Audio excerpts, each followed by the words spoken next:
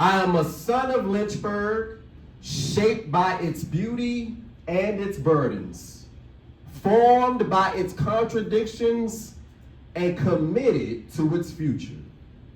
I'm a neighbor, not watching this community from a distance, but living alongside its hopes and its harms, sharing responsibility for what we allow and what we refuse to accept. I'm a witness to progress and to pain, to promises kept and promises postponed.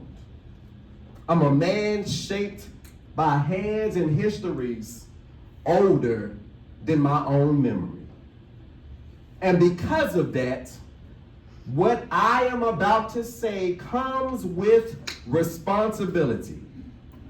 So to stand here tonight speaking about Dr. King's dream, his duty, and the divine legacy that holds us all, I do so grateful, I do so humbled, and I do so determined.